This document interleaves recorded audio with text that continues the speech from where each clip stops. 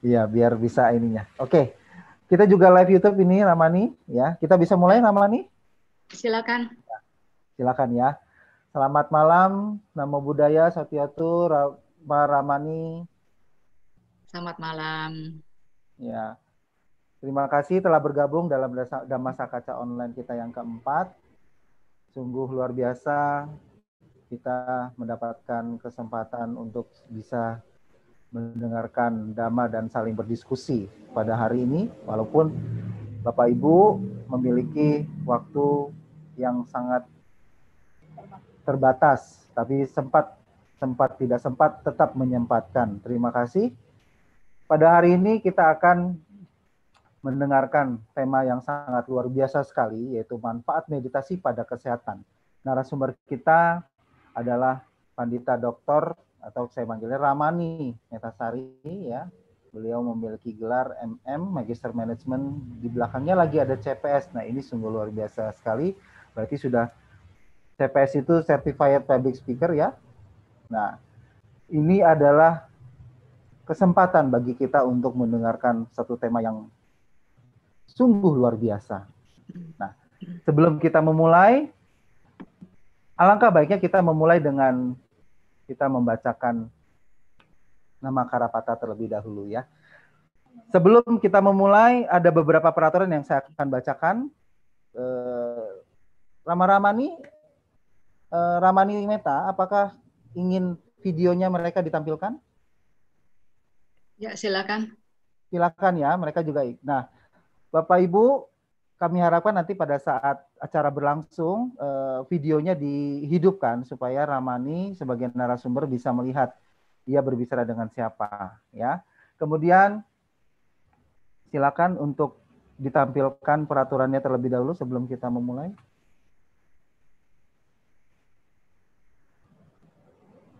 Iya. Nah, ini beberapa petunjuk bagi partisipan yang tadi saya sudah bacakan ya. Selama acara berlangsung, kami persilakan Bapak Ibu untuk memilih posisi duduk yang sesuai dengan tidak tiduran dan gunakan pakaian yang rapi dan sopan. Selama acara berlangsung juga, setelah Ramani Meta selesai memberikan uraian dhamma, silakan bertanya dengan cara resan. Resan itu berarti nanti Bapak Ibu silakan bertanya langsung. Kalau tidak ingin langsung bisa dengan via chat, bisa juga lewat via YouTube ya, melalui via chat untuk di YouTube dengan cara menyebutkan nama dan pertanyaan. Untuk raise hand, silakan raise hand dulu, nanti kami akan persilakan Bapak Ibu untuk bertanya, untuk kami tampilkan videonya. Untuk partisipan yang akan bertanya, kami harapkan juga untuk menyampaikan pertanyaan dengan singkat dan jelas. Diharapkan untuk tidak memberi pernyataan. Apabila waktu nanti sudah habis dalam sesi tanya jawab, mohon maaf, penyampaian pertanyaan akan kami tutup dan dilanjutkan dengan berbagi jasa kebajikan, di closing oleh Ramani Meta. Setelah itu kita akan ada sesi foto bersama. Baiklah, kita mulai. Mari kita tangkupkan tangan kita. Kita akan mulai dulu dengan membacakan nama Karapata.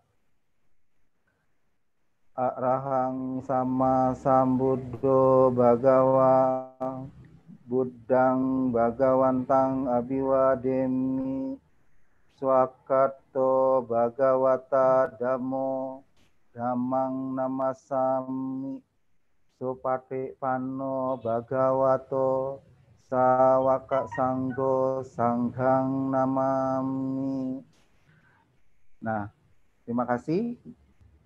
Selamat malam ya Bapak Ibu. Kita akan memulai acara ini. Sebelumnya saya akan menampilkan profil narasumber kita. Tolong co-host untuk menampilkan sebelumnya. Ya. Nah, tema kita manfaat meditasi pada kesehatan. Lanjut. Nah, ini profil yang tadi saya sudah bacakan, aktif dalam organisasi mahasiswa Buddhis sejak 1980 dan juga aktif sebagai Ketua Umum KMBJ waktu zaman itu ya.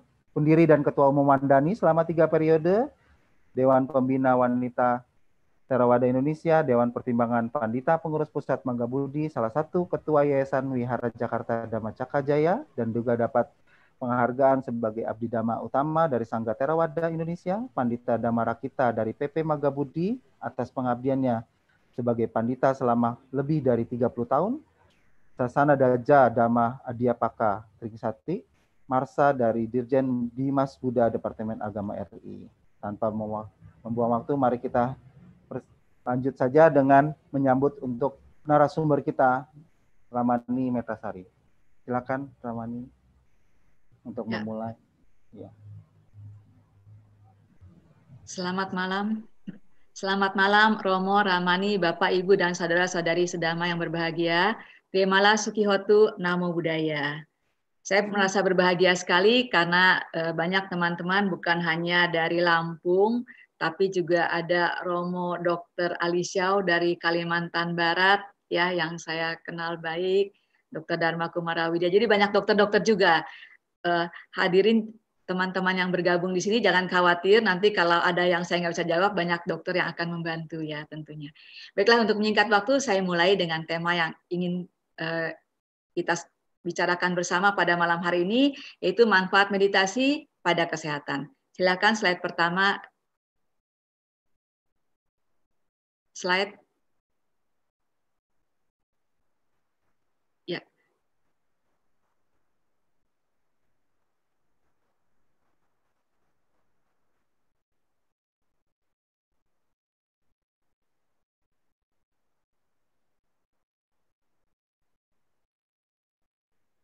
Ya. Jadi ya sambil menunggu slide-nya ya, sambil menunggu videonya, kita semua sudah tahu bahwa meditasi sekarang ini sudah banyak sekali diminati, bukan hanya dari kelompok umat Buddha, tetapi juga dari teman-teman kita yang beragama lain dan juga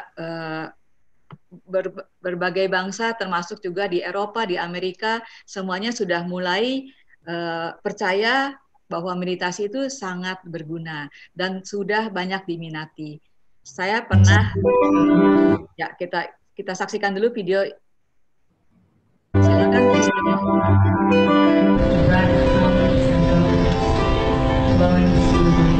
You know, sometimes just closing your eyes and trying to not think for a second feels really, really, really nice.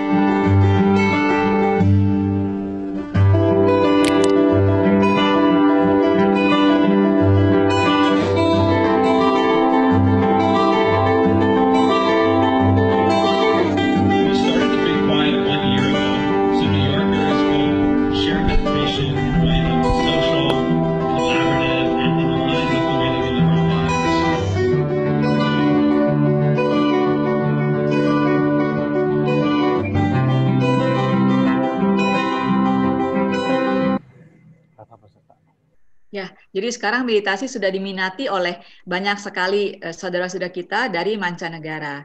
Saya pernah mengikuti meditasi di Texas, dari negara bagian dari Amerika. Di sana pesertanya semuanya berambut pirang, cuman saya waktu itu berambut hitam ya. Dan kalau kita lihat di negara Eropa juga hampir semua negara bagian sekarang sudah ada center-center meditasi.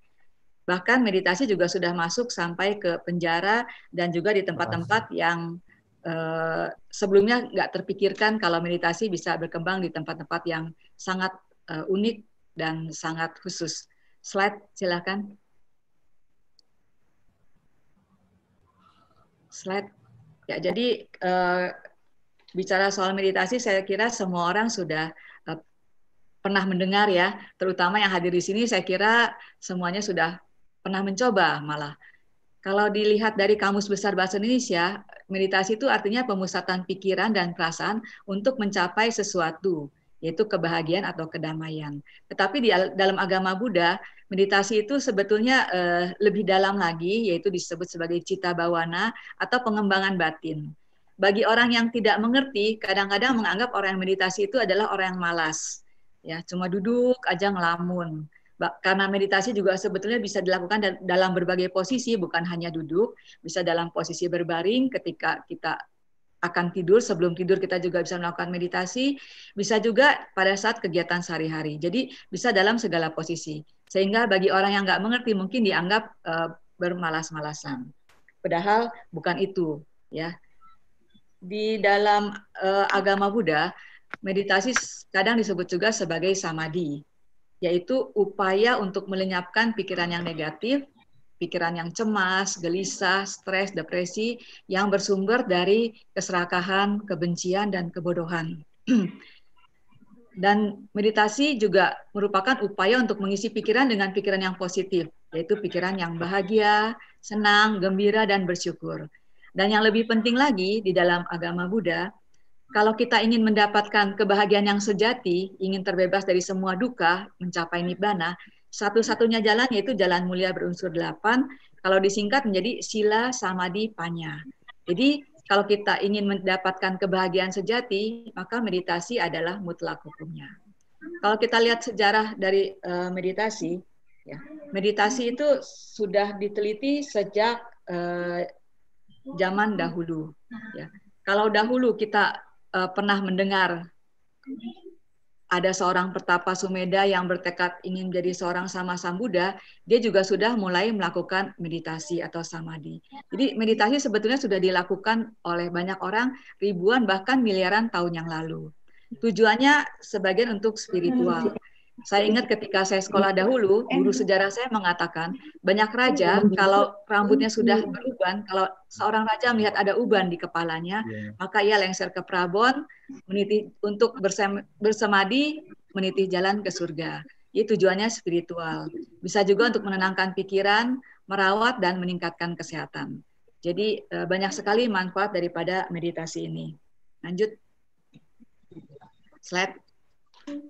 Perkembangan meditasi atau pengaruh pikiran pada fungsi tubuh telah diteliti sejak tahun 1970-an untuk kesehatan. Tetapi untuk pengaruh pikiran dan fungsi tubuh telah diteliti sejak tahun 1920 oleh E. Pavlov, yaitu melihat bagaimana respon kalau seekor anjing diberikan makanan, slide akan keluar liurnya. Tetapi kalau seekor anjing diberikan bel, maka tidak keluar liurnya. Kalau dilakukan kondisi, ya jadi kalau sebelum dikasih makanan tapi dikasih bunyi bel dulu, maka anjing itu akan mengeluarkan liur. Suatu saat setelah sekian lama, kalaupun makanan nggak diberikan, hanya dibunyikan bel aja, liur juga akan tetap keluar. Jadi kan. Kalau negatifnya mungkin bisa mengatakan pikiran bisa dibohongi gitu ya, atau pikiran bisa diprogram. Slide.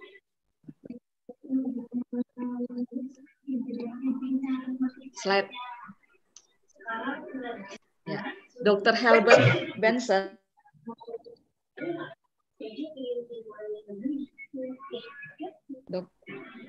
slide.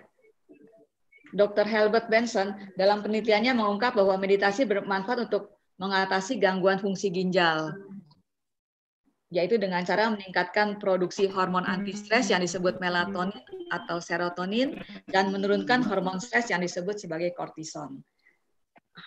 Penelitian ini dilakukan di biara-biara Buddha pada tahun 1975 di pegunungan Himalaya. Slide.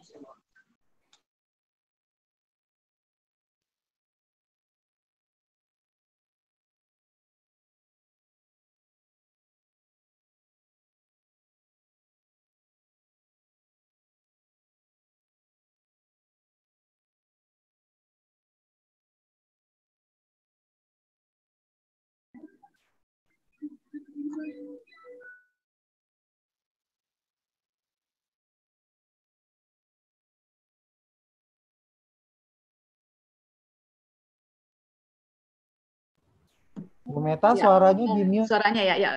Iya. Sekarang kedengaran suaranya ya? Ya, sudah. Halo, ya. Jadi ya, hubungan sudah. meditasi terhadap kesehatan, meditasi sudah diteliti untuk pengobatan berbagai penyakit, asma, kanker, kecanduan, ya. Organ atau sel tubuh akan mengalami keadaan lebih baik dan bekerja lebih teratur. Jadi meditasi terbukti bermanfaat untuk meningkatkan kesehatan. Slide. Slide. Nah, kalau seseorang mengalami stres, ya banyak gejala-gejala yang bisa kita lihat. Misalnya detak jantungnya meningkat, mulutnya kering, ya, terus debar-debar, dan juga kurang nafsu makan. Slide sebelumnya. Ya, ini adalah alat biofeedback ya yang digunakan untuk meneliti bagaimana pengaruh meditasi terhadap otot. Di klinik tempat saya bekerja pernah dilakukan penelitian pada sejumlah orang yang merasa stres ya, lalu dilakukan percobaan atau disuruh meditasi selama 30 menit.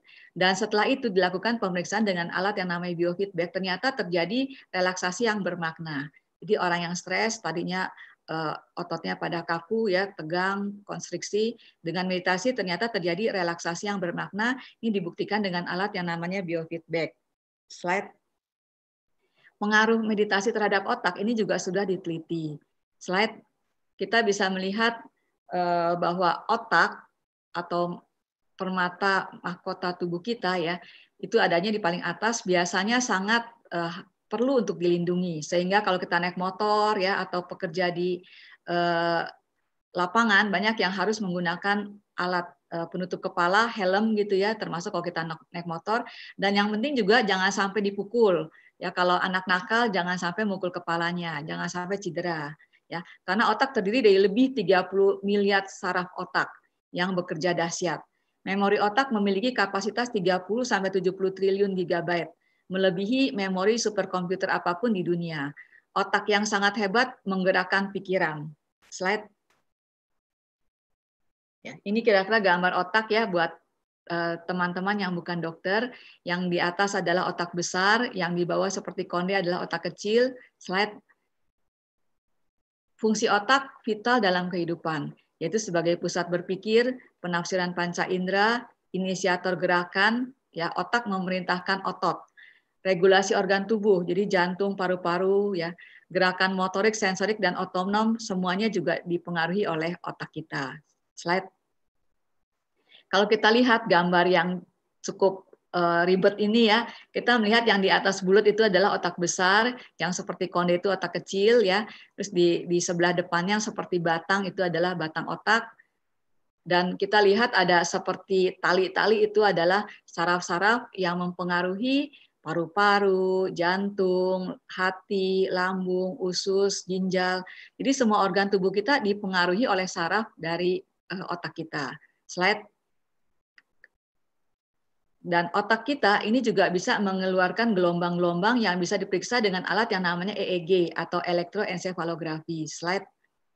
Bentuk gelombang yang keluar dari otak kita itu macam-macam. Disebut gelombang gamma kalau kita lagi stres ya, misalnya lagi mau ujian atau lagi mau pertandingan, atau gelombang beta dalam keadaan terjaga seperti sekarang, misalnya lagi konsentrasi tinggi ya, bincang dhamma.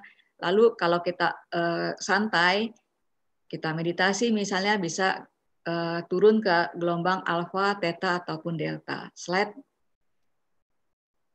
Jadi dengan alat yang namanya functional MRI, ya ilmuwan mengembangkan pemahaman apa yang terjadi pada otak ketika kita meditasi. Ternyata otak berhenti memproses informasi atau nggak seaktif biasanya. Ya, foto berikut ini akan memberikan gambaran bagaimana sel beta yang di sebelah kiri ini ada merah, pink, kuning, menjadi redup ya di sebelah kanan before dan after meditation. Jadi sebelum meditasi otak kita biasanya dalam keadaan terjaga itu gelombang beta, setelah meditasi kita bisa menjadi gelombang alfa, gelombang delta yang lebih santai, lebih rileks. Slide. Menurut survei, yang mengacaukan otak, yang membuat stres dan kecemasan. Lalu yang memacu otak, yang membuat otak menjadi baik ya, yaitu dengan meditasi dan latihan relaksasi. Jadi kalau fisik kita perlu olahraga aerobik, sedangkan batin kita perlu meditasi. Slide. Slide. Ya. Nah, ini adalah kalau kita meditasi, kita akan mengeluarkan hormon anti stres.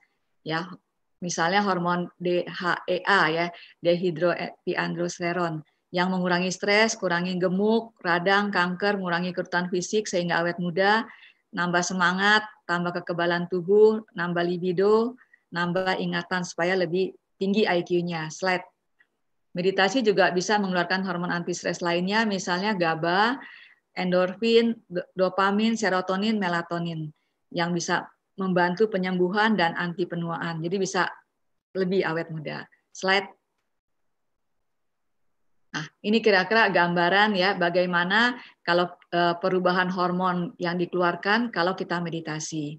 Bisa meningkatkan hormon-hormon yang baik, hormon-hormon anti stres yaitu serotonin, GABA, endorfin, DHA, melatonin, dan mengurangi hormon stres yaitu norepinefrin, kortisol, dan epinefrin. Jadi hormon stresnya dikurangin, produksinya, hormon anti stresnya ditingkatkan.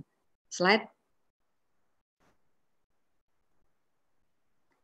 Di National Institute of Health ya meneliti meditasi bisa mengurangi aktivitas sistem saraf simpatis dan tingkatkan aktivitas sistem parasimpatis yang mengakibatkan kita lebih rileks dan bahagia.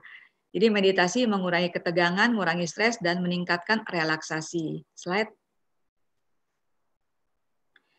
Seorang anggota Kongres Negara bagian Ohio, Tim Ryan, mengatakan setelah dia ikut meditasi, pikirannya jadi jernih, emosinya jadi stabil, konsentrasinya lebih terpusat. Dirinya bisa menjadi pendengaran yang lebih baik dan dapat segera membuat analisa yang akurat. Dia merasa pikirannya lebih jernih dan lebih bisa menikmati hidup dibandingkan sebelum dia melakukan meditasi secara rutin. Slide. Profesor Richard Davidson dari Universitas Wisconsin AS juga mengadakan penelitian di Universitas California. Dia meneliti volume otak yang ngatur konsentrasi dan emosi dari orang yang melakukan meditasi menjadi lebih besar, substansi abu-abunya juga jadi lebih banyak, sehingga IQ-nya atau kecerdasan seseorang juga lebih tinggi. Slide. Meditasi juga diteliti ternyata bisa meningkatkan imunitas tubuh seseorang yang berpengaruh baik buat flu. Mudah-mudahan juga berpengaruh sangat baik buat COVID ya. Selain kita juga meningkatkan pola hidup sehat ya, jangan hanya udah meditasi terus kita nggak melakukan social distance, cuci tangan, masker, jemur matahari, olahraga ya. Jadi meditasi adalah komplementer atau yang melengkapi meningkatkan imunitas kita. Slide. Efek meditasi terhadap kinerja juga bisa meningkatkan kepuasan. Ya, kepuasan kerja lebih meningkat, performance kerjanya lebih baik, dan juga keinginan untuk pindah kerja juga berkurang. Ini dilakukan di tahun 74. Slide.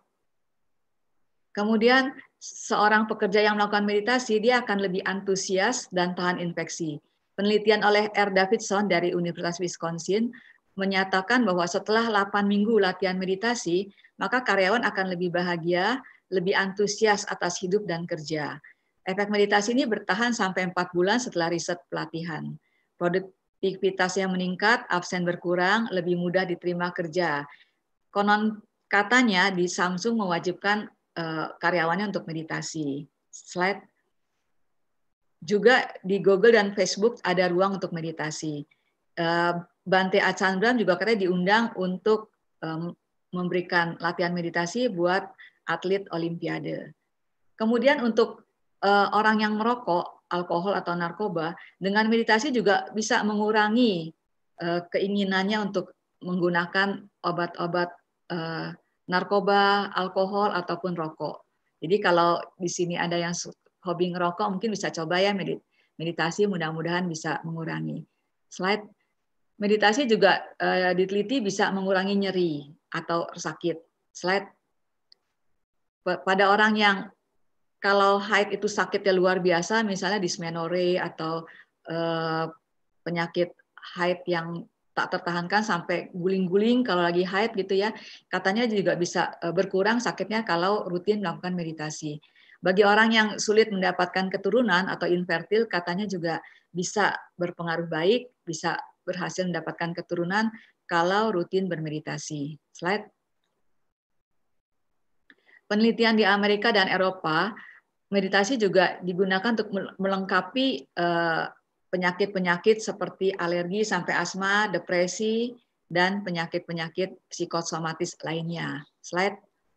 Kemudian di dalam ajaran Buddha kita bisa baca dalam Bojjhanga Parita ya, ketika suatu waktu Sang Buddha mengetahui yang Arya Moggallana dan yang Arya Kassapa sakit berat, lalu beliau membabarkan 7 faktor pencapaian penerangan, yaitu Bojjhanga Parita, maka seketika yang mulia Moggallana dan Kassapa Thera menjadi sembuh. Demikian pula ketika Sang Buddha sakit, beliau meminta yang Yang Arya Cunda Tera untuk mengulangi sutta tersebut dan beliau merasa gembira, akhirnya sembuhlah Sang Buddha. Jadi di sini juga pernah gembira, maka penyakit tertentu bisa tersembuhkan. Ya, jadi yang menyembuhkan bukan paritanya, tetapi perasaan gembira karena merasa keyakinannya dengan merenungkan 7 faktor pencapaian penerangan sempurna tersebut. Slide. Ya, slide.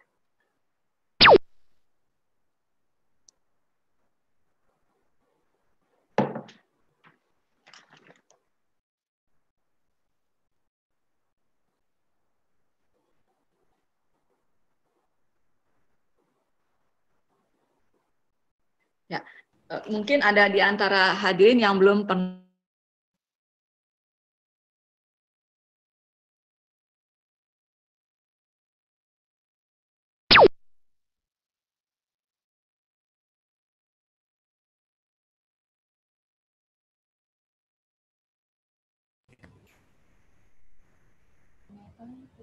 Halo, Ramani?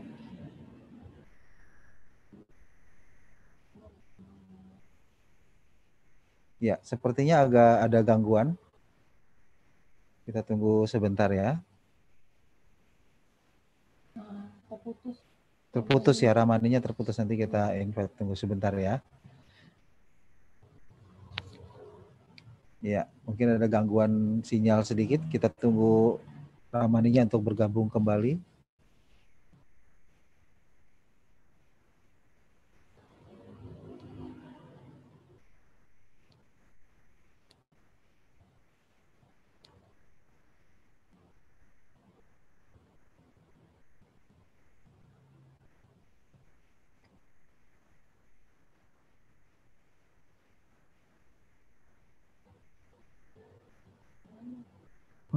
Bentar.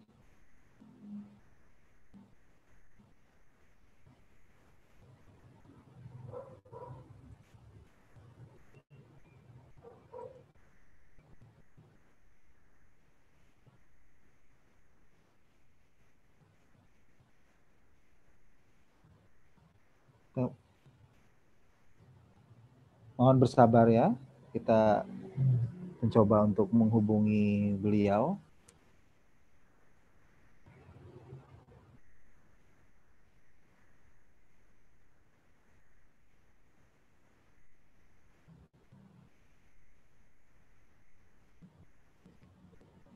Coba lihat, sudah masuk.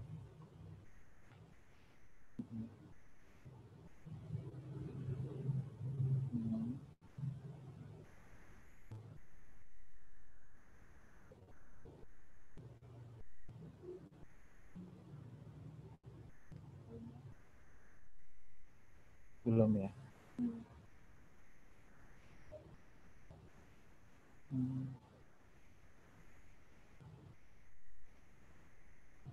Tunggu bentar. Ya.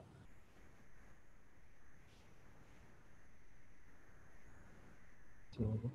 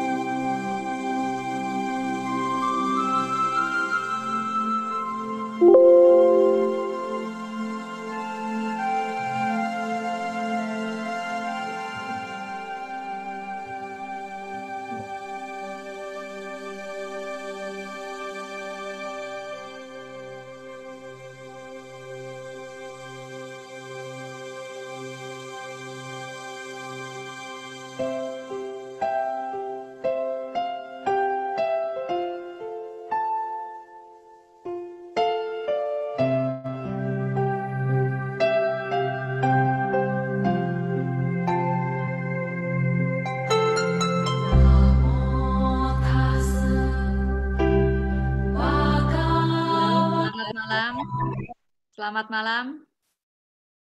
Selamat malam. Ya, selamat Ya, malam. malam. Keputus ya, Malam, maaf. Ramani. Halo? Ya, Ya, halo. halo. Ya, silakan. Terputus ya Ya, tadi ya. terputus Ya ya. Ya, sudah di spotlight. Ya, slide-nya. lanjutkan lagi langsung Lanjut ya. ya.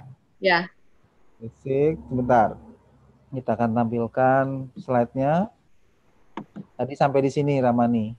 ya silakan. Ya, Ya, sudah. jadi buat Sudah tampil ya? teman-teman yang mungkin baru mau mulai meditasi, meditasi sebetulnya bisa dilakukan di mana saja. Bahkan setiap saat diharapkan 24 jam kita mindful ya, penuh perhatian dalam setiap kegiatan, setiap aktivitas.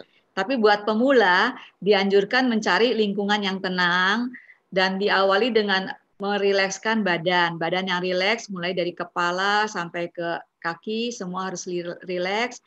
Lalu memusatkan perhatian yang netral atau luhur, bisa dengan kata atau doa. Sikapnya hendaknya pasif terhadap usikan, memegang teguh pusat perhatian. Jadi walaupun lagi duduk meditasi ada suara yang sangat menarik, hendaknya jangan diikuti. Jadi cukup disadari aja, misalnya lagi duduk meditasi, wah ada suara musik enak sekali. Ya, jangan tergoda tapi tetap pada fokus dengan objeknya. Jadi misalnya kalau objeknya cinta kasih, ya lanjutkan cinta kasih, objeknya perhatikan nafas, ya lanjutkan dengan memperhatikan nafas tersebut. Slide. Manfaat meditasi itu banyak sekali. Slide.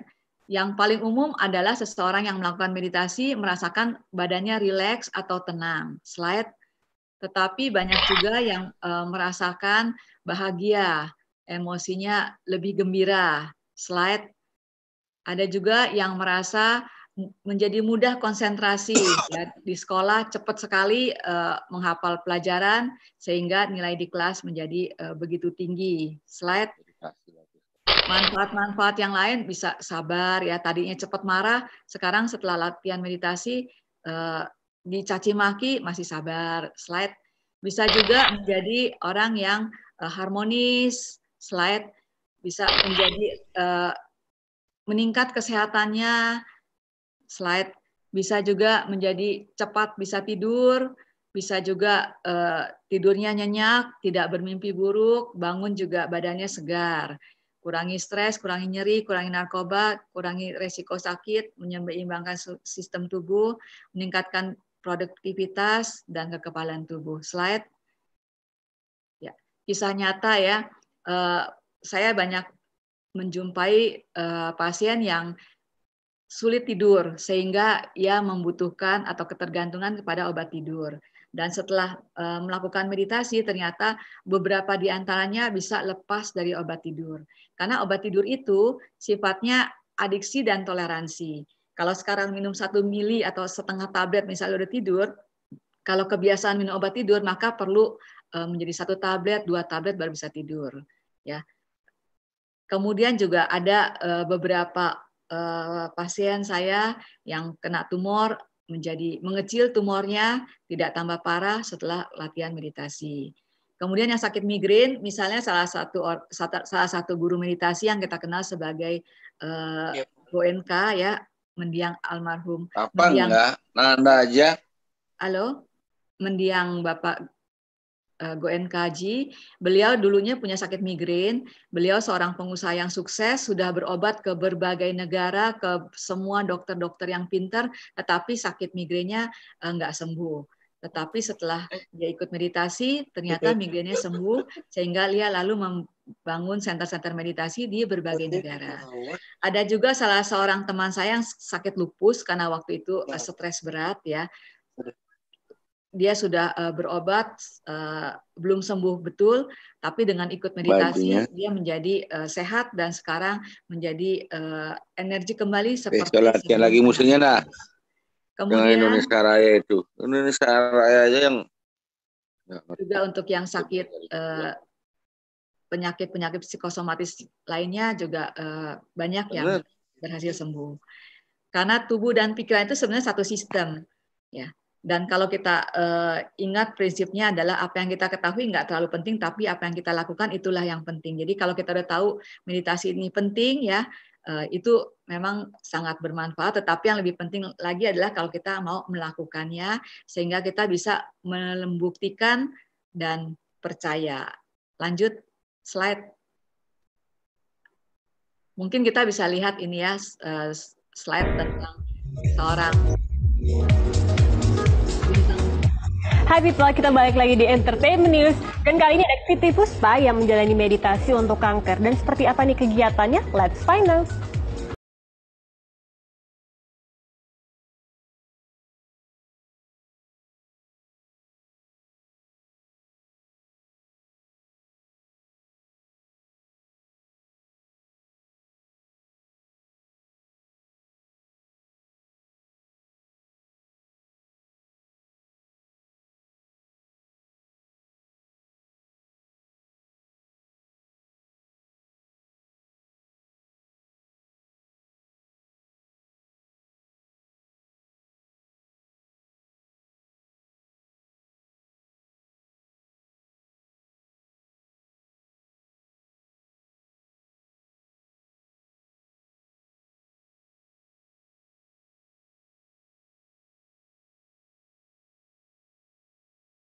Meditasyon terlong-parlong.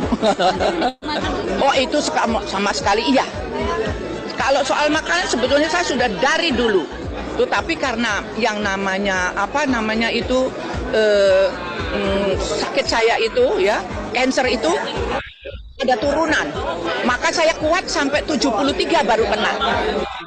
Dan karena kena itu ya karena saya mungkin banyak pikiran atau apa ngurusin keluarga atau saudara saya yang 12 atau anak cucu cicit dan sebagainya gitu keserang itu mungkin ya. Tapi untungnya hanya dalam waktu tidak sampai 3 bulan saya sudah selesai.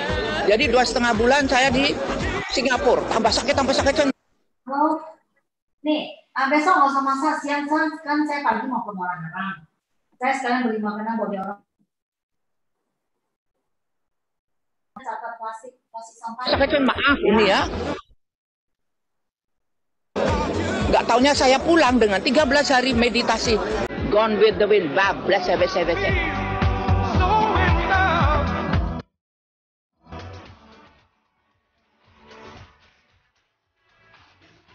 Datang ke orang yang pandai, yang dia belajar kepada orang Chinese yang umurnya dari sana Cina ya, yang umurnya 110. Nah, dia belajar, dia punya sertifikat, aku diajarin 13 hari hilang semua, tanpa obat, tanpa jampi-jampi, tanpa bunga, apa lilin, apa obor atau wapi unggun, nggak ada.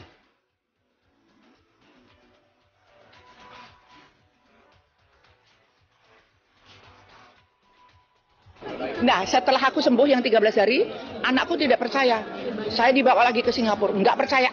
Ke Singapura, 3 dokter, bagian meditasi, bagian kemo, bagian sinar, dan bagian kebidanan, mengatakan semua 3-tiganya clean. Dia ya kaget, aku datang tahu tuh clean. Oke, 3 bulan lagi, datang lagi clean. 3 bulan, sampai 1 tahun clean. Oke, setengah tahun lagi, datang lagi sana clean.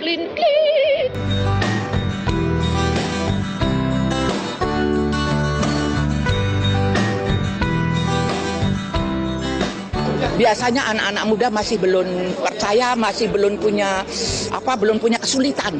Jadi dia bilang, forget it. Ntar aja kali begitu ya. Tapi kalau saya melihat yang memang mereka membutuhkan, saya akan memberitahukan.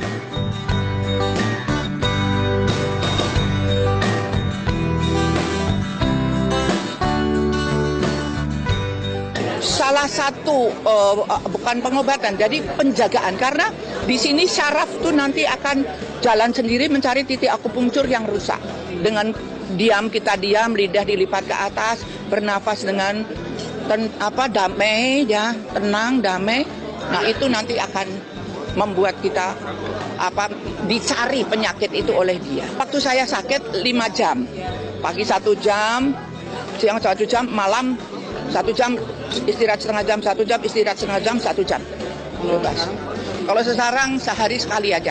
untuk mempertahankan Qi itu supaya tetap berjalan dengan baik, mempunyai kekuatan. Soal sepinya, cuman jangan ada binatang atau apa aja yang artinya, karena itu nanti ada tekling, tekling, tekling. Ini muka kadang-kadang kayak semut jalan. Itu tidak boleh dipegang, tidak boleh dihapus. Diam aja, kayak ada disengat, cium, cium gitu. Kesehatan mahal harganya. Untuk sembuh dari kanker, Titik Puspa mesti bolak-balik Singapura. Dan akhirnya pencipta lagu Apanya Dong itu pun akhirnya yakin berkat usahanya selama ini Titik Puspa menemukan jalan dari Yang Maha Kuasa untuk kesembuhannya. Aktris kelahiran Kalimantan Selatan itu pun merasa lega karena telah dinyatakan bersih dari kanker oleh para dokter.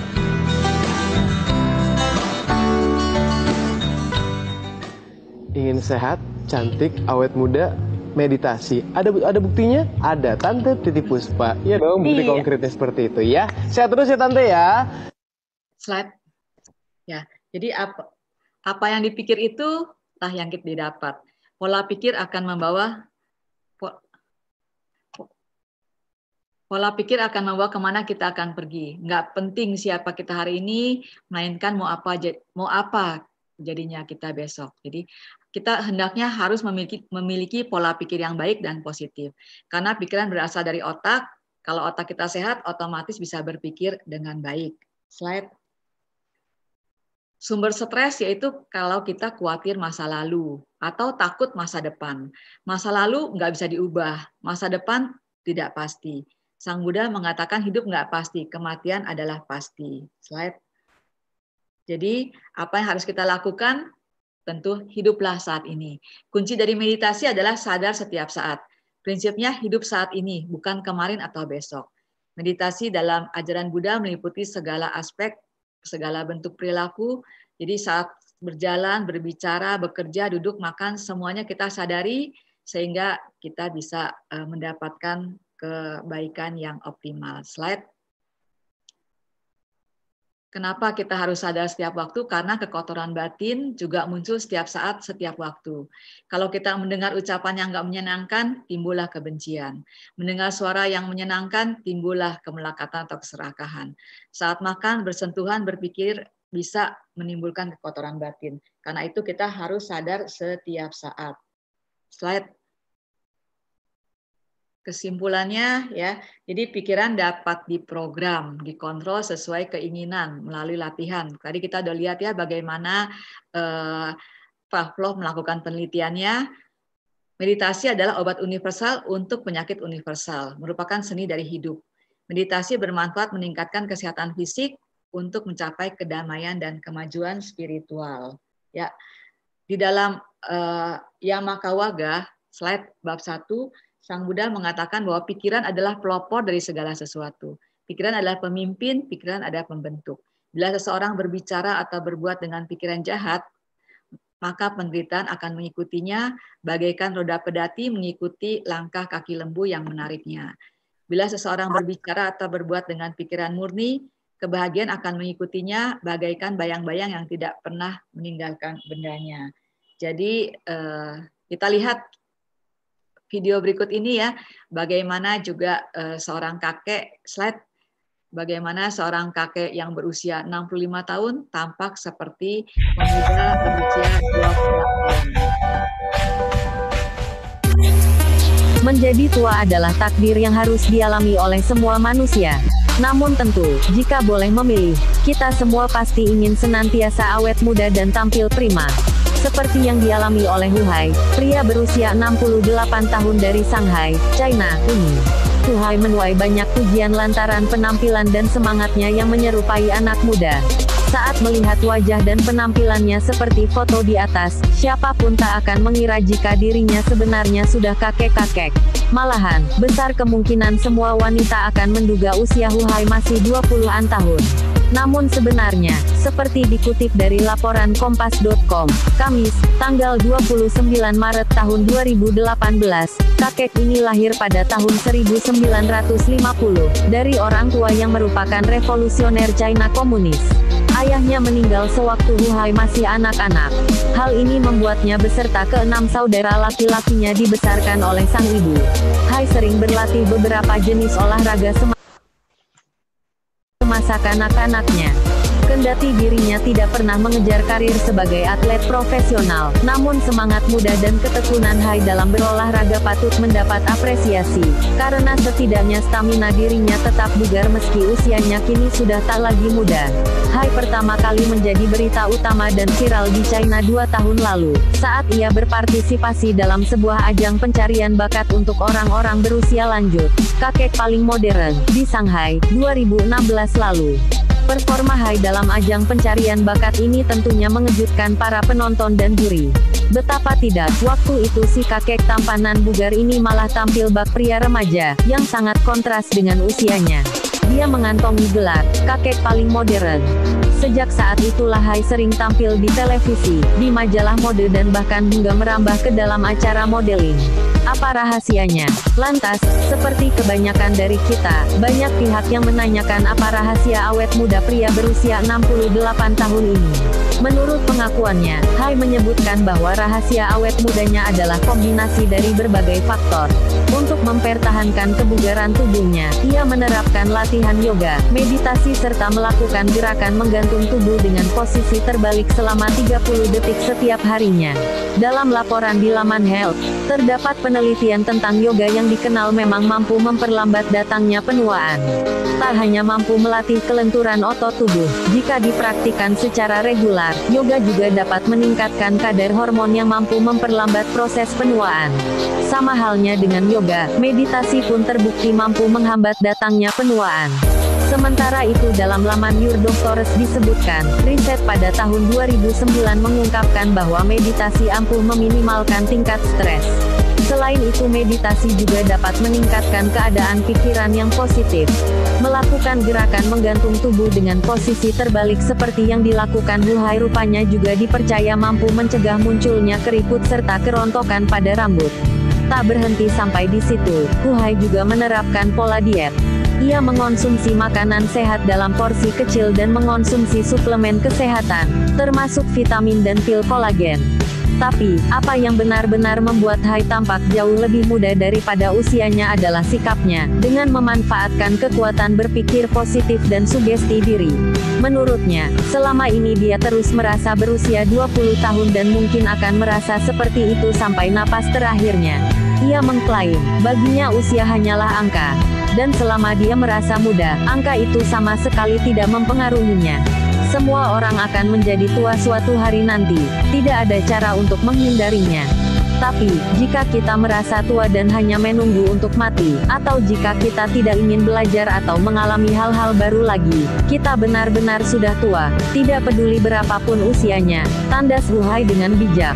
Diakui Huhai, ia sangat percaya bahwa setiap orang mempunyai 3 usia yakni usia mental, usia fisiologis dan usia.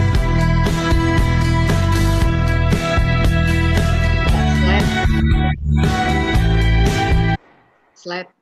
Ya, jadi semoga kita juga bisa tetap sehat, awet muda ya. Kuncinya adalah hiduplah saat ini. Yesterday is history, tomorrow is mystery, today is present. Ya, slide. Teruslah berlatih, hiduplah pada saat ini, keluarlah dari penderitaan, nikmatilah keharmonisan sejati, nikmatilah kebahagiaan sejati. Ya, saya kira itu yang ingin saya sampaikan. Mungkin kita diskusi. Silakan kalau ada yang mau sharing. Ya, terima kasih. Ya, terima kasih pemaparan materi yang sungguh luar biasa, Ramani. Silakan Bapak Ibu pengamat Ramani yang ingin bertanya. Luar biasa sekali manfaat yang bisa kita dapatkan dari meditasi. Oleh karena itu, Ramani telah berpesan tadi, mulailah dari sekarang, bagi yang sudah melaksanakan dan mempraktekannya, lanjutkan. Ya. Dengan kita tetap sadar setiap saat, inilah kunci kita memiliki batin yang sehat, memiliki tubuh yang sehat. Bapak Ibu, jika ada yang ingin bertanya silakan raise hand atau bisa chat. Di sini saya melihat kita ada Bapak Merta Ada Ramani. Ada Bapak Merta Ada juga telah bergabung. Ya, selamat malam Pak Merta Ada. Selamat malam Pak Merta Ada. Selamat malam juga ada Dr. Yuliana Teguh, ya. Ramani Maike, Ramani Hili Chandra. Ya, banyak ya teman-teman. Silakan kalau ada yang mau sharing juga boleh. Mungkin Pak Merta Ada mau menambahkan, silakan. Silakan Bapak Merta. Terima kasih rekan-rekan sedharma yang mungkin baru pertama ketemu dengan saya, tapi saya senang sekali mengikuti acara ini karena Dr. Meta menyampaikan dengan bagus, memberikan kita informasi yang bagus sekali sehingga keyakinan kita untuk bermeditasi itu bertambah kuat. Saya sudah melatih meditasi khususnya untuk kesehatan hampir 30 tahun ya. Jadi apa yang Dr. Meta tadi sampaikan dengan kita itu sangat betul ya. Bahwa meditasi itu banyak sekali manfaatnya. Dan sekarang memang sudah dibuktikan seperti Dr. Meta katakan bahwa kalau badan kita tidak sehat, otak kita tidak bagus, sel-sel di otak kita, lalu hormon-hormon kita tidak bagus, sulit sekali pikiran kita itu tenang. Sulit sekali pikiran kita itu mencapai konsentrasi, terus sulit pikiran kita itu untuk menjadi awas, menjadi sadar. Jadi memang badan dengan pikiran itu saling mempengaruhi, pikiran dengan badan saling mempengaruhi seperti itu. Terima kasih Dr. Meta, saya sangat banyak mendapat informasi juga. Terima kasih panitia sudah melakukan hal ini. Selamat malam. Ya, makasih Pak Merta Ada. Selamat malam, Dr. Meta. Ya, malam. Saya Effendi Hansen. Oh ya, selamat malam Pak Hansen. Wah, luar biasa nih. Saya mengikutinya dengan semangat sekali. Ya, Dr. Meta, saya hanya ingin menanya. Terus terang, saya dari dulu hanya banyak pengennya untuk melakukan meditasi. Tapi saya belum tahu posisi duduk ya seperti apa dan harus berapa lama melaksanakan meditasi itu. Terima kasih. Ya, baik ya, pertanyaan yang baik sekali Pak Hansen. Jadi meditasi sebetulnya bisa dengan berbagai posisi. Bahkan dianjurkan setiap saat 24 jam mindfulness. Tetapi buat pemula atau yang wajib juga hendaknya kita bertekad tiap hari minimal 1 kali, kalau bisa 2 kali sehari kita duduk bermeditasi. Umumnya orang bermeditasi dengan duduk bersila, ya, badan tegak, jangan bungkuk, lalu tangan bisa ditaruh bertumpu satu sama lain, bisa juga ditaruh di atas kedua paha kita. Jadi tergantung mana yang dirasa paling nyaman. Yang penting jangan sampai dengan meditasi kita menjadi tegang, menjadi semakin stres. Tujuan meditasi adalah untuk relaksasi. Jadi bagi pemula atau umumnya diharapkan minimal 2 kali sehari, minimal 1 kali sehari, kalau bisa 2 kali, 3 kali tentunya lebih baik. Waktunya buat pemula ya 5 menit, 10 menit, tapi buat yang sudah advance itu bisa berjam-jam. Ada yang bisa sampai 6 jam duduk meditasi tidak bergerak dan juga tidak ada keluhan fisik, kesemutan ataupun keluhan-keluhan lainnya. Jadi tergantung dari jam terbangnya. Kalau sudah terlatih bisa bermeditasi untuk jangka waktu yang sangat lama sekali ya, tetapi buat yang pemula dianjurkan ya minimal sih 15 menit. Tapi kalau bisa bertekad 1 jam. Jadi saya bertekad 1 jam duduk meditasi tidak bergerak apapun yang terjadi. Jadi kalau sudah bertekad biasanya itu pasti bisa terlaksana. Tapi kalau bisa komitmen ya. Kalau misalnya udah bertekad, saya bertekad akan duduk 1 jam meditasi, tidak bergerak, apapun yang terjadi, tiba-tiba dengar ada suara bakso, tok tok tok, wah lapar nih, belum makan malam misalnya.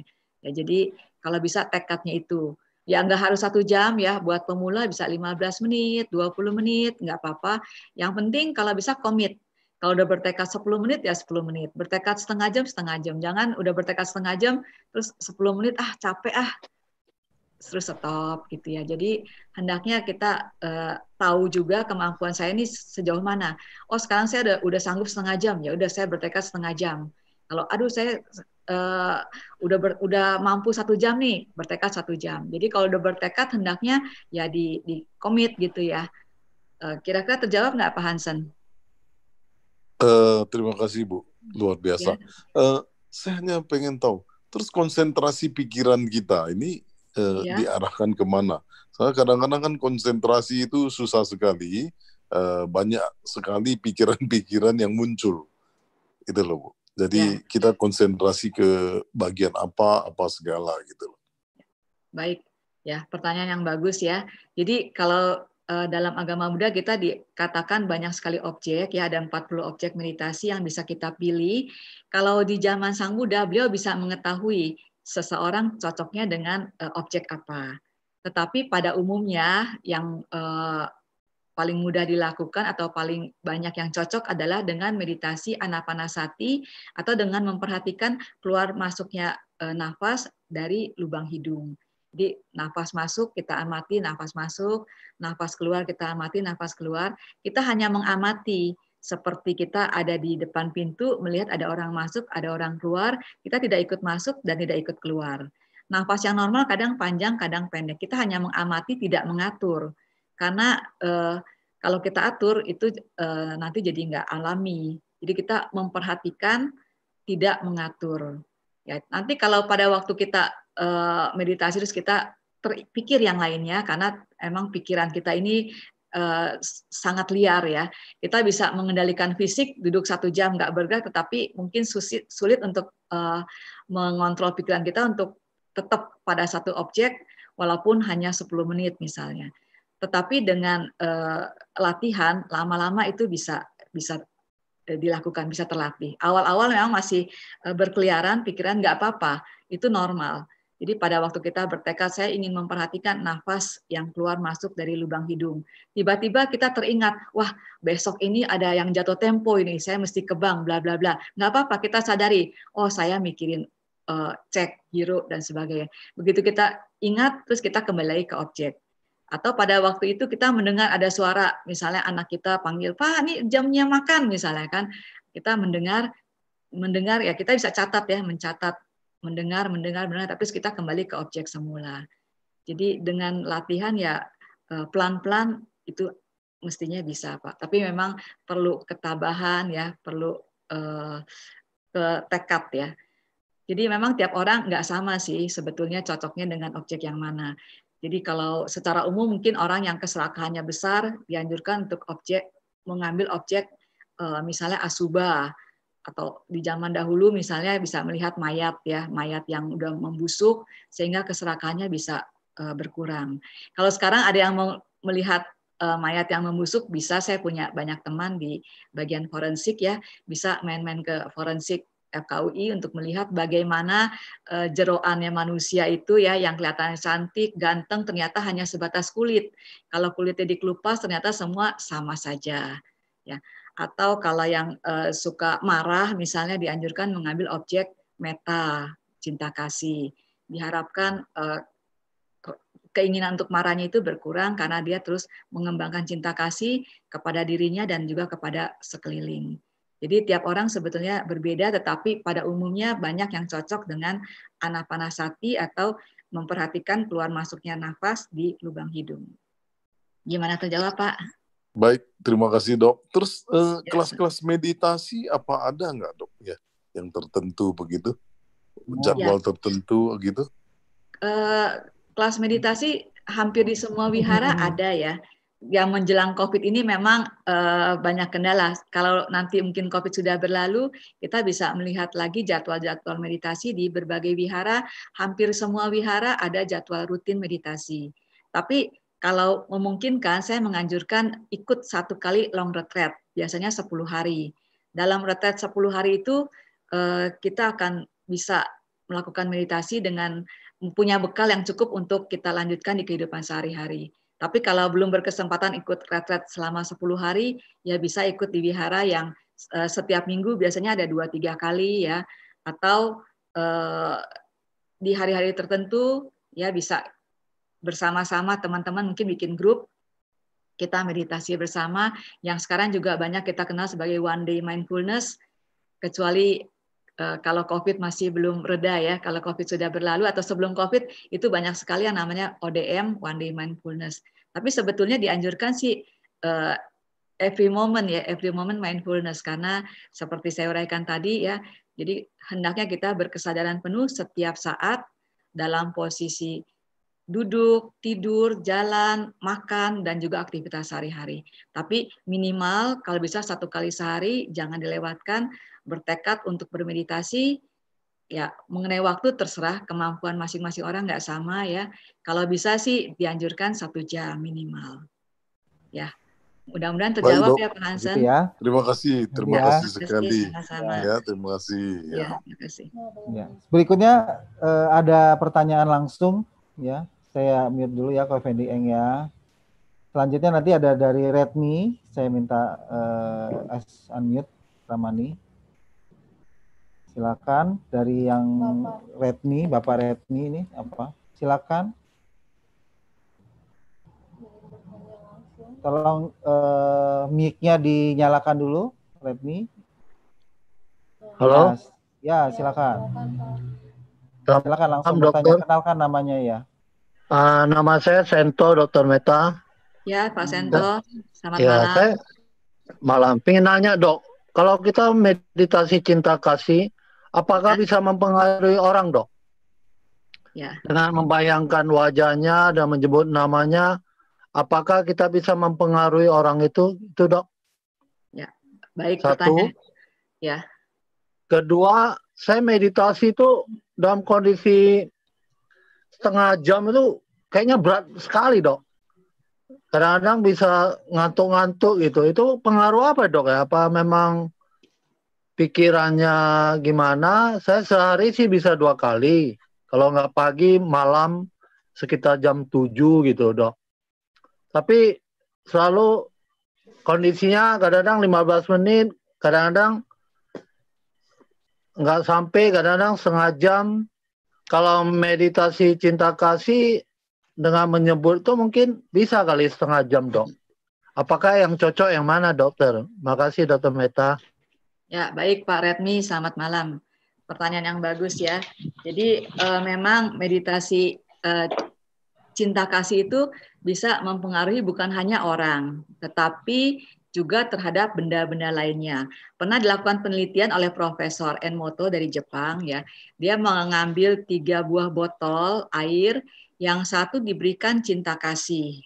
Ya, setiap hari dipuji-puji, kamu cantik, kamu baik, kamu bahagia dan sebagainya. Semua puji-pujian dan pikiran positif diberikan kepada air di botol pertama. Di botol kedua dicuekin aja. Botol ketiga dicaci maki, kamu jahat, kamu jelek, bla bla bla. Dan setelah 1 masa dilakukan penelitian di bawah mikroskop, ternyata air yang diberikan caci maki itu timbul kristal yang tidak beraturan dan jelek. Sedangkan di air yang diberikan cinta kasih itu menjadi kristal yang sangat baik, indah sekali. Jadi meditasi itu bisa, meditasi meta atau cinta kasih itu bisa mempengaruhi makhluk lain, termasuk juga benda-benda seperti air atau beras dan juga yang lainnya. Jadi sangat penting sekali kita mengembangkan cinta kasih bukan hanya terhadap orang lain, terhadap diri kita sendiri juga ya, karena tubuh kita juga kan sebagian besar isinya air, darah, limfe, semuanya berunsur cairan. Jadi kalau kita mengembangkan cinta, maka yang mendapatkan manfaat bukan hanya diri kita sendiri, tetapi juga orang-orang di sekitar kita, apalagi kalau kita punya hubungan dekat atau orang itu berada di sekitar kita. Tetapi buat pemula dianjurkan tidak melakukan meditasi meta ini kepada lawan jenis atau kepada orang yang sudah meninggal. Tapi pada prinsipnya meta itu bisa mempengaruhi yang lainnya. Di zaman Sang Buddha juga kan mungkin ingat ya cerita seekor gajah yang diberikan obat, diberikan minuman sehingga mabuk dan diharapkan bisa menyerang Sang Buddha. Tetapi dengan cinta kasih dari Sang Buddha, akhirnya gajah tersebut menjadi takluk, tunduk dan bertekuk lutut di depan Sang Buddha. Jadi meta itu bisa mengaruhi orang ataupun makhluk lain dan juga benda-benda lainnya.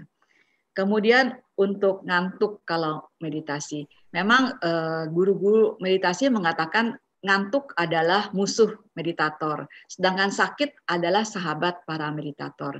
Jadi kalau misalnya kita ngantuk, ya bisa buka mata sebentar atau bisa berdiri sebentar supaya nggak ngantuk, maka meditasinya dilanjutkan. Kalau sudah bisa setengah jam itu sudah baik, Pak. Apalagi udah rutin 2 kali sehari ya. Dilanjutkan aja. Tinggal kalau memang yang ngantuk ya mungkin sebelum meditasi mandi dulu ya, mandi dulu, cuci muka dan sebagainya sehingga fisiknya lebih segar. Mestinya rasa ngantuk itu juga bisa berkurang. Tapi kalau memang pada saat meditasi itu terkantuk-kantuk ya lebih baik buka mata sebentar, kalau perlu berdiri sebentar, lalu duduk lagi meditasi. Karena kalau ngantuk tidur ya hasilnya tidak sesuai dengan yang diharapkan. Bagaimana Pak, terjawab apa yang saya sampaikan? Ya, cukup ya Bapak Sento ya. Nanti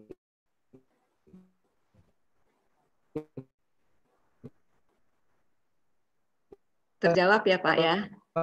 Ya, terima kasih.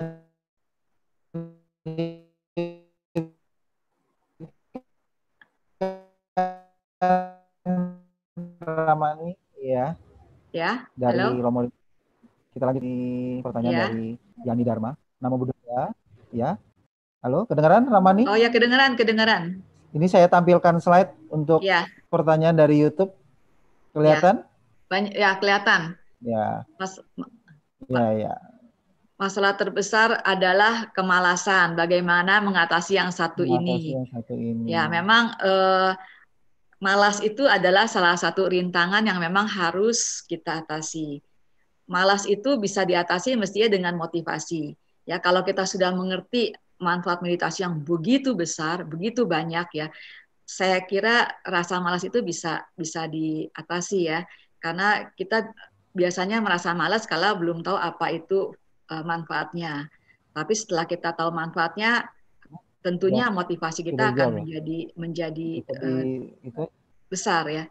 Mudah-mudahan dengan mengetahui manfaat meditasi yang begitu besar, rasa malas ini bisa dikurangi. Atau kalau enggak dengan bertekad, saya bertekad pokoknya setiap hari saya harus meditasi. Sehingga kalau malas itu timbul, nah jadi tekad kita itu bisa motivasi kita lah. Kamu kan udah janji, kamu kan bukan orang yang pembohong, ya komit dong gitu. Atau jangan sendiri. Kalau bisa ngajak istri atau anak sama-sama meditasi, maka harusnya rasa malas itu bisa berkurang. Bagaimana Pak Yani Dharma, terjawab nggak? Ya, jadi dari di YouTube ya nggak bisa. Ya mudah-mudahan terjawab. Kalau belum terjawab nanti di chat lagi aja. Ya. Selanjutnya ada pertanyaan dari via Zoom, Ramani, dari Dr. Yuliana Teguh.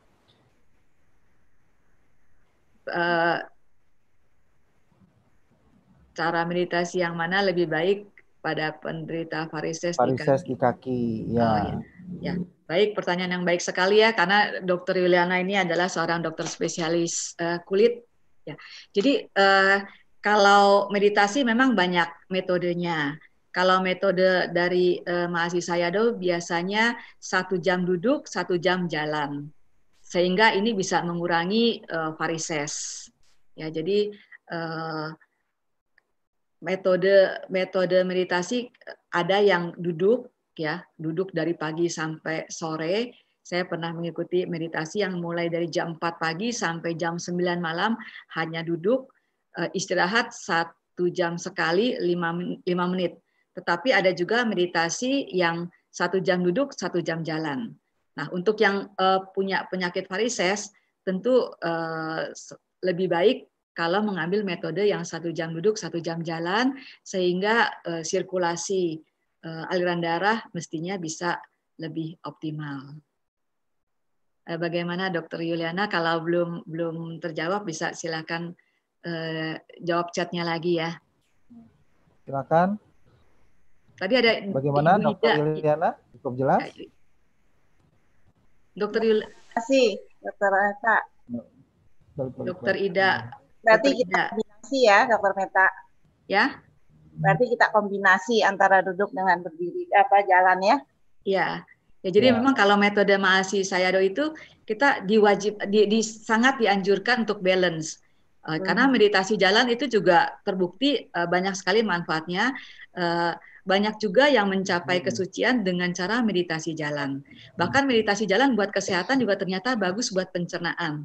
Orang-orang yang punya gangguan pencernaan dianjurkan untuk meditasi jalan.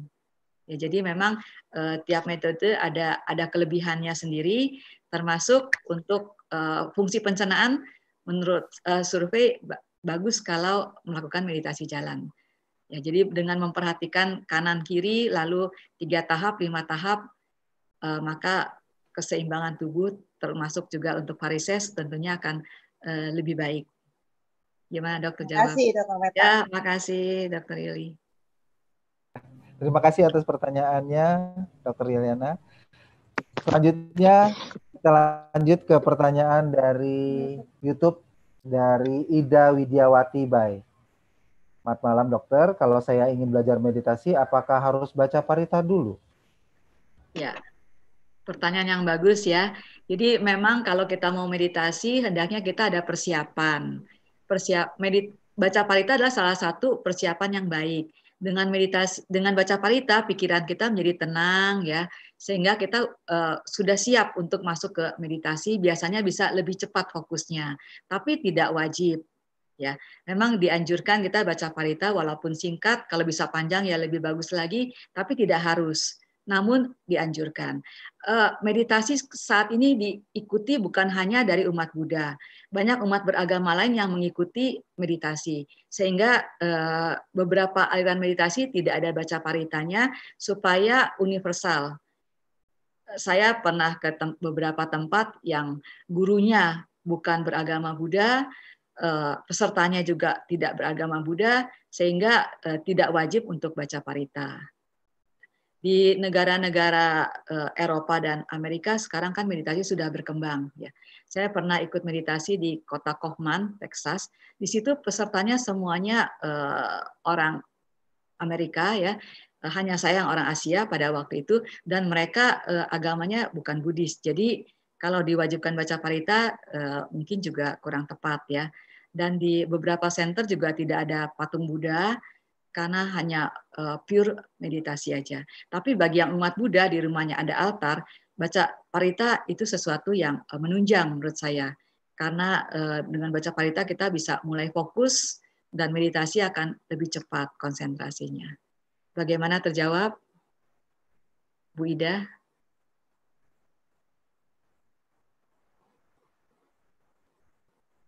Ya, silakan kalau belum terjawab.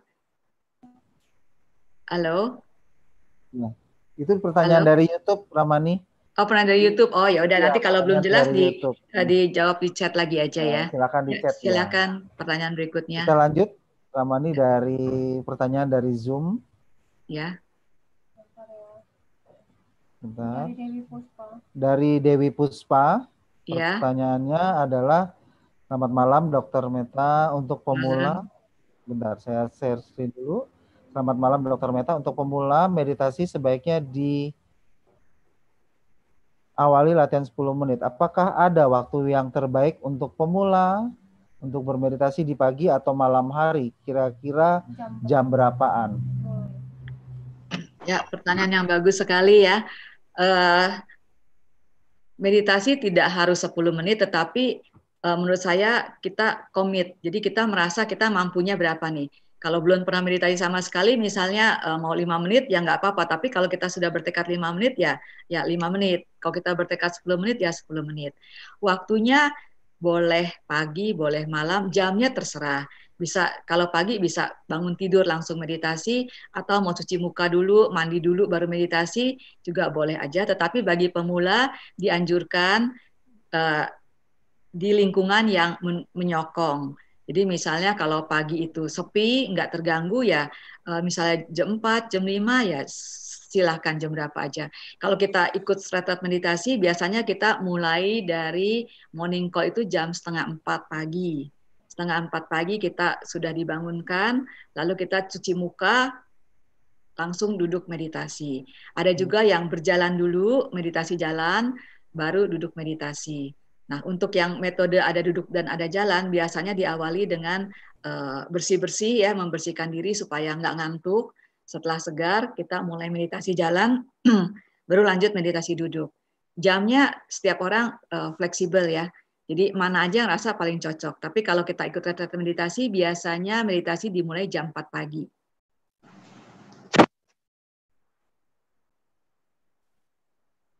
Ya, terjawab?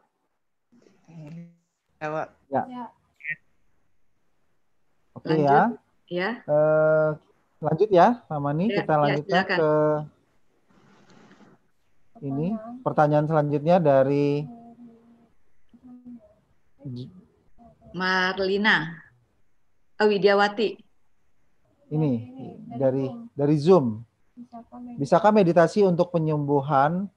Bisakah meditasi bisa untuk penyembuhan suatu penyakit dan pelangsingan untuk yang ingin melangsingkan ini? Ya, baik sekali pertanyaannya ya.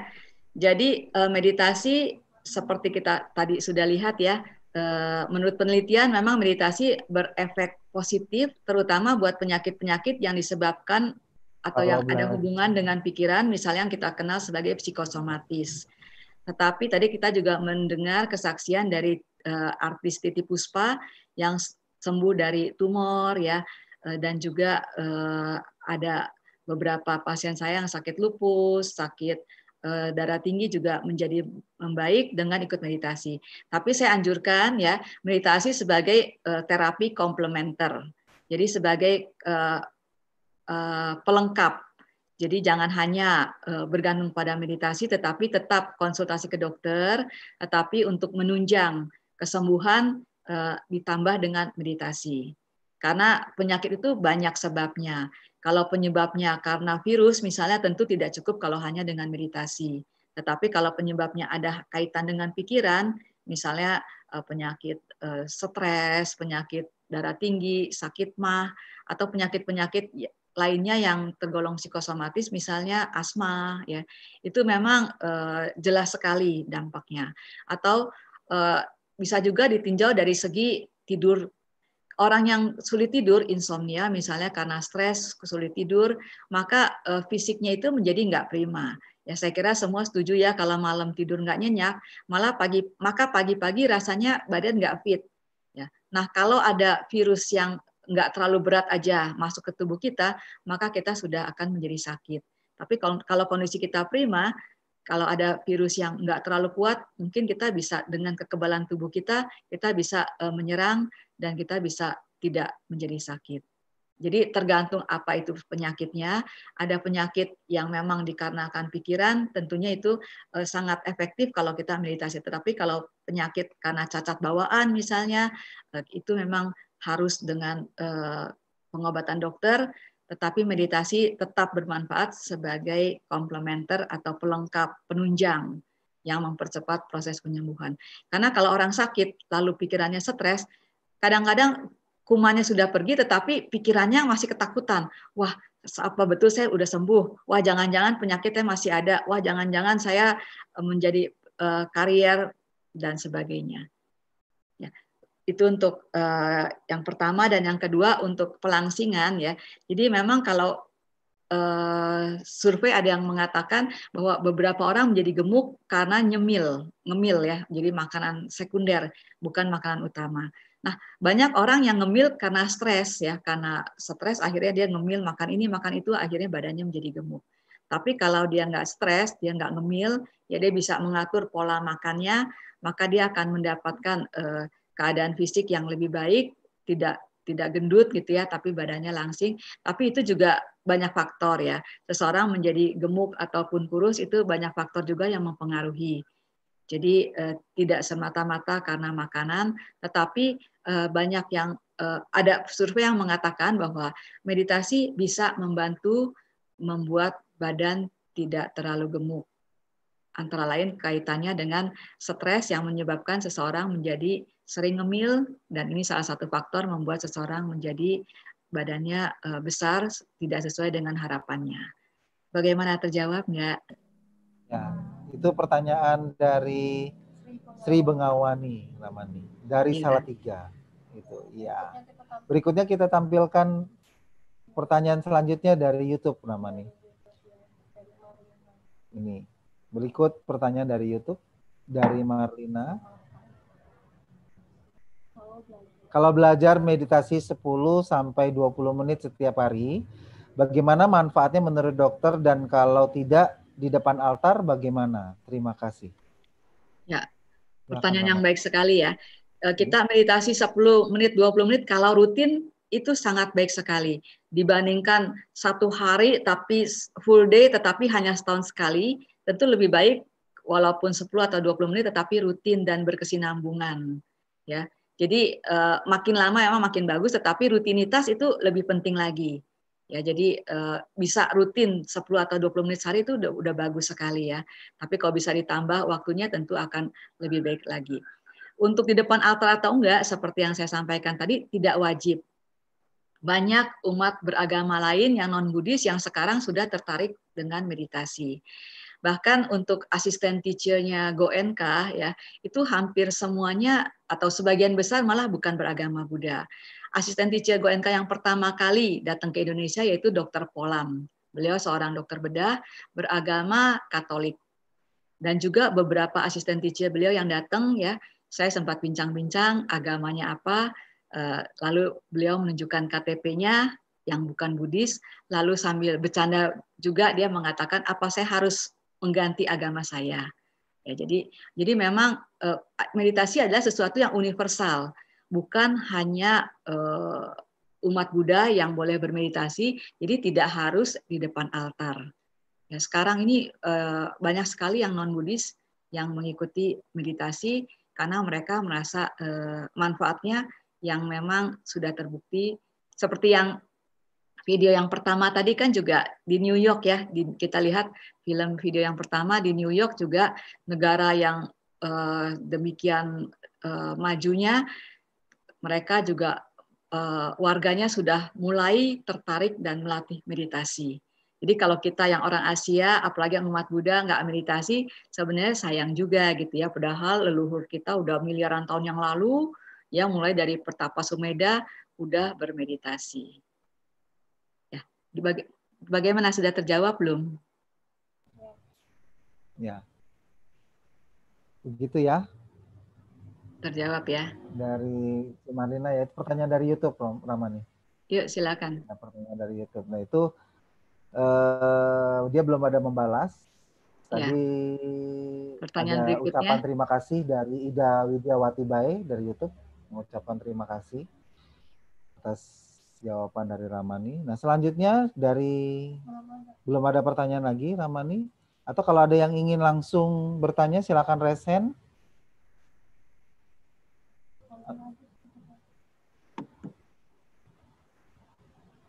Tidak ada ya. Kalau tidak ada, kita tutup aja Ramani. Baik. Luar biasa sekali pada hari ini manfaat meditasi yang telah dibabarkan oleh Ramani Metasari. Oh masih ada? Oh nggak ada. Aja ucapan terima kasih untuk panitia wihara katanya ya. Dan ucapan terima kasih untuk dokter yang telah membabarkan materi ini dengan luar biasa. Anumodana, kita tutup aja. Selanjutnya ada tolong berikan penutup, kalimat penutup Ramani. Oh ya, baiklah. Sebelum Saya kita mengutip membacakan saya mengutip ucapan saya Dr. Nanda Malabiwamsa kemarin ya. Dari semua yang kita peroleh dalam kehidupan, yang paling berharga adalah kesehatan. Kehilangan kesehatan sama dengan kehilangan segalanya. Ketika sehat, kita bisa memiliki apa saja. Ya, Arogya Paramalaba. Kesehatan adalah keuntungan yang tertinggi. Karena itu, marilah kita bertekad untuk bermeditasi setiap saat dan minimal kita meditasi duduk 1 kali sehari. Semoga kita bisa sehat lahir dan batin. Terima kasih dan mohon maaf kalau ada yang salah kata atau salah ucap. Semoga apa yang saya sampaikan pada malam hari ini bermanfaat bagi semua. Dan kalau masih ada yang ingin bertanya, mungkin kita bisa berlanjut. Nanti bisa saya berikan nomor WA melalui host. Kalau yang berminat bisa menindaklanjutinya pertanyaan yang mungkin belum sempat disampaikan pada malam hari ini. Ya, silakan nanti di WA kalau masih ada yang belum jelas untuk kita bincang via WhatsApp. Terima kasih juga kepada Karakasaba Wihara Swana Dipa yang telah memberikan kesempatan kepada saya untuk menyampaikan materi bincang dhamma bersama-sama seluruh teman-teman di sini ya. Semoga bermanfaat, semoga semua makhluk hidup berbahagia. Sadu, sadu, sadu. Kita tutup dengan Patidana, Ramani. Ya, kita bacakan Patidana bersama-sama ya.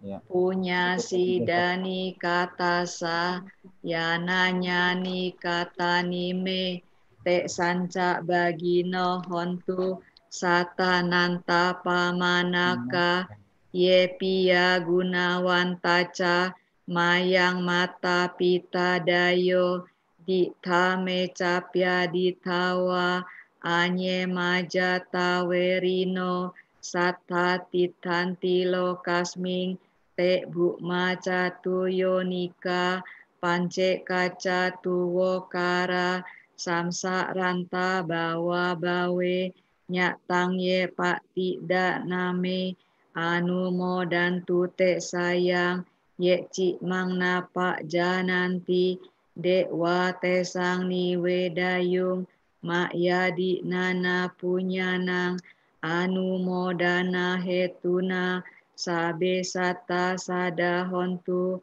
awe rasuka jiwino kema padanca papontu te sasa si jatang subang. Sadu, sadu, sadu.